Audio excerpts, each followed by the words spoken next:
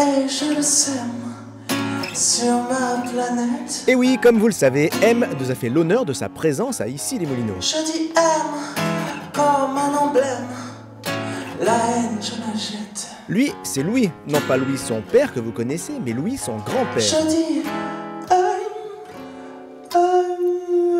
Et s'ils étaient là mercredi 12 décembre, c'était en hommage respectivement donc à leur regrettée grand-mère et épouse André Chédid, la dame sur la photo, à l'occasion du lancement officiel des travaux de l'espace André Chédid qui ouvrira ses portes fin 2013. J'étais bonobo, clama le bonobo, pas peu fier en somme. Il s'agissait de traduire les valeurs d'André Chédid et il s'agissait aussi de traduire un programme qui a une très belle complexité puisqu'il traite toute la famille, c'est-à-dire des adolescents, des enfants, problèmes parents-enfants, etc. Donc je trouvais qu'il fallait évidemment avoir un espace très contemporain avec la présence de cette immense verrière qui va abriter le tout et créer un jardin central qui va être un peu le cœur spirituel du lieu. Donc on rentre là et ensuite on prend la passerelle de verre qui est ici. Le fait d'avoir créé ce jardin en creux nous permet d'avoir gagné beaucoup de surface pour la partie des adolescents.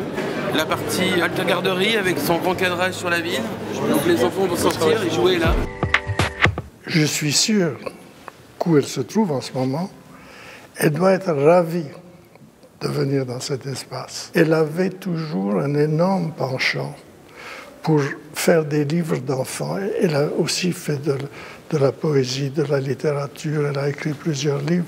Et je crois que c'est rare d'avoir cette espèce de passage transgénérationnel très très fort qui s'est établi entre lui et elle.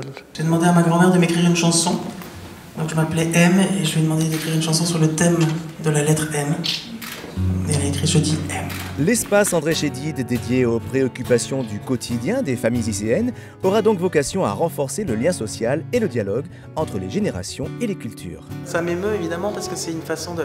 C'est une transmission qui est d'abord liée à ses livres, à sa poésie, et après qui se concrétise dans des lieux. Et puis c'est une occasion surtout de célébrer cette femme rare. Ça concrétise des choses, ça rend réel des choses qui sont dans l'air.